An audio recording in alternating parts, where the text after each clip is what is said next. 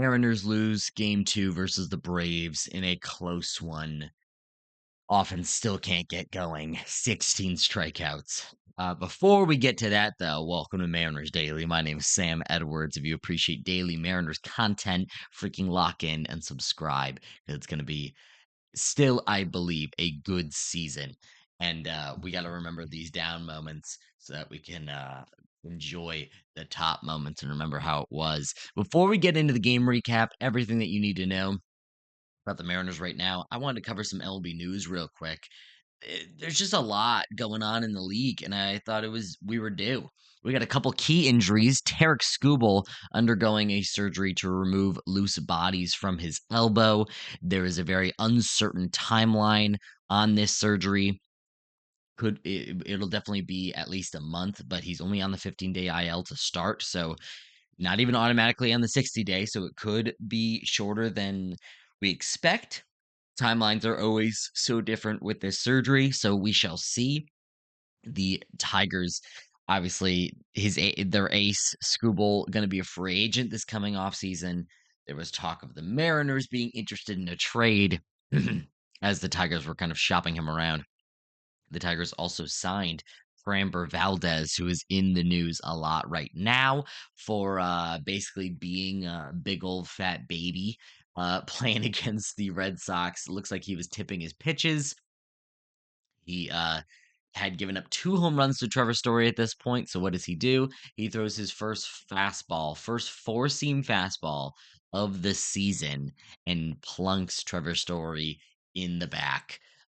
Basically just a baby move. He didn't want to be in the game very clearly. He did not fight the ejection that they gave him, rightfully so. Just being an absolute baby about it. Not a good look for the Tigers, having your ace go down and the guy that you signed up to be your really good number 2 in Framber Valdez getting destroyed and also being a big old fat baby about it. So, not a great look for the Tigers. We'll see what happens with Framber. I don't believe he's that bad of a pitcher. I think he's pretty good. But personality-wise, I mean, he's just proving himself to be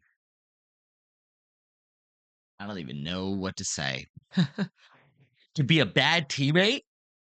His manager is saying that it didn't feel good to be out there when the bench is cleared? Like, dude, get your crap together, man. You're a freaking Major League Baseball player. Get it together. Carlos Correa has also gone down with a significant ankle injury. I say also. It's not like Scuba went down with an ankle injury. It's described as a significant left ankle injury. There's no timeline on it. The Astros are still without Jeremy Pena as well, so they are struggling. The rotation has been very rough for them as well. We'll see what happens. Guys like Mike Burrows have not turned out the way they expected. They lost Framber as well, who, like I said, it is still a good pitcher, uh, but he left in free agency to the Tigers, so the rotation's pretty thin. The Astros are not looking great. I mean, they are struggling. So that like helps us a little bit because I don't think the A's are that good of a team. I don't think the Rangers are that good of a team. I think we are that good of a team, and I still feel very confident in my preseason prediction for us to win the division. I still believe in us. The Red Sox and Phillies have started off very slowly. They have both fired their managers. Alex Cora was probably the more shocking one. The Phillies have gone through a lot of managers, it feels like, over the past 10 years or so. The Red Sox have stuck with Alex Cora since about 2018, I believe. 2018, 2017. So, having won the World Series with this guy, it was a little shocking, and then they also fired their hitting coach amongst other coaches. The Phillies just fired Rob Thompson. Bad situation. Just waited. Just it just didn't feel like he was doing much for them anymore. And the Phillies have been stagnant. I would also blame their offseason for both teams. It feels like the managers are taking the fall for poor off seasons for both teams. So just want to cover that. I would love to hear what you guys think about Schoolbowl, about the Framber situation, Correa going down. The Astros are struggling. Red Sox, Phillies trying to rebound, trying to muster something, and firing the managers seems to be the move these days in the major leagues. let's get to the game recap. Losing this game 3-2 versus the Braves. Listen, like I said in yesterday's show, I mean, the Braves are a freaking really good team. So the fact that we are, putting up this fight as we should, but also at the same time, we just saw us get swept by the freaking Kansas City Royals. So like, it's freaking baseball, man. Anything can happen. JP Crawford stays hot, but besides that, the offense can't do nothing. JP hit a 2-run homer for 102 exit velocity. Very nice. Fastball down the pipe. Did exactly what he's supposed to do with it.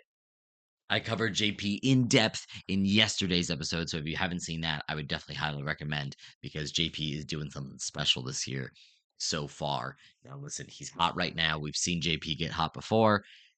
Go watch yesterday's episode. I break it all down. Highly recommend. Fourth inning, Albies and Olson single, and then they take extra bases on the throw to third base as Albies rounding second. Olson takes second base because of the throw, which was too late. Mauricio Dubon comes up facing George Kirby, who we'll get to in a second. He has just a good piece of hitting. He pokes a ball down the right field line, not even down the line. He just pokes it past the first baseman, really, for a double. It had a 66 exit velocity on the hit, but it's good enough to score two. Frustrating. They tie the game up at 2 in the fourth inning. Bottom half of the fourth, M's get 2 walks, but Mitch Garver strikes out to end the inning, and the M's could not get anything else going. JP had 2 hits, Naylor had 2 hits, and that was pretty much it. Bryce Elder did a fantastic job for the Braves, but even so, our offense needs to freaking step up. Fast forward to the 8th inning, we got a clean inning from Jose Ferrer, and then Munoz comes in. First batter gives up a bomb to Matt Olson. It was not a bad pitch. A slider left over the plate, I guess. I mean, it's outside, but Olson's just an amazing hitter. I'm not gonna like destroy Munoz for that pitch. His control hasn't been perfect, but been okay. Matt Olson is just one of the best hitters in baseball right now. Consistently has been one of the best hitters in baseball, but especially to start this season. And like I said at the top of the show, I mean, like the Braves are a really good hitting squad right now. So I'm not going to like destroy this team for anything. I do want to gripe. I mean, just the 16 strikeouts, man. I mean, I know the Braves also have had a good bullpen so far, but I did not think Elder was this good. And the M's made him look like the freaking ace of the squad, It's like they made him look like he was really freaking good. And I'm not saying Bryce Elder's bad. I just don't think he's that good.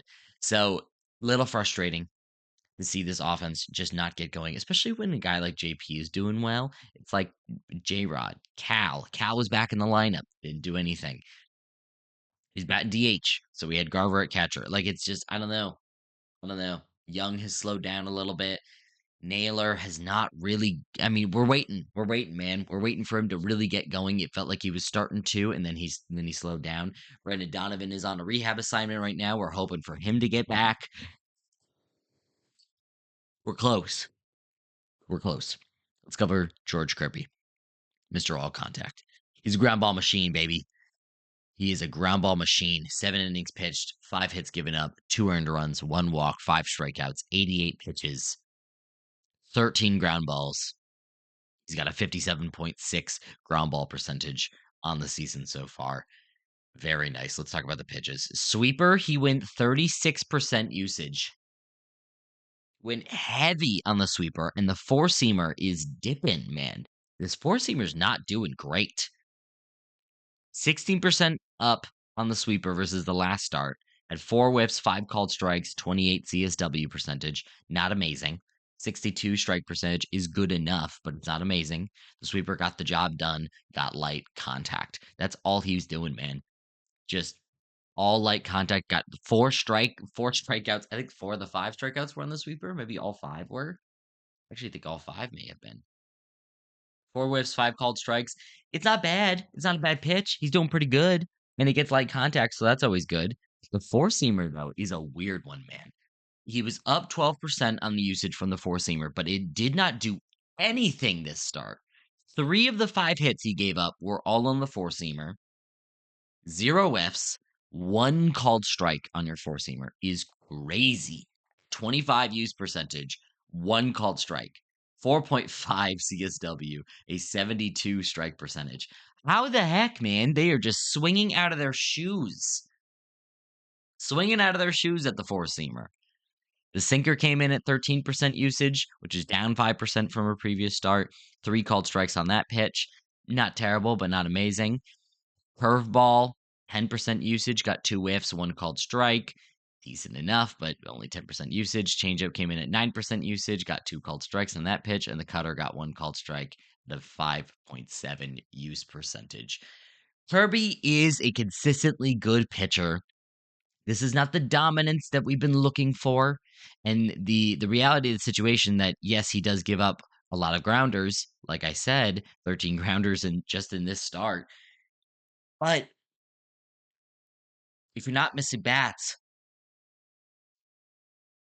you know, you know, if you're not missing bats, it just gives the opportunity for a guy like Mauricio Dubon to poke a double down the line, at 66 miles an hour. It just means that guys are able to get you. They're able to get contact on you. So things are going to be able to happen. You're going to give up a couple singles, and before you know it, they're on second and third.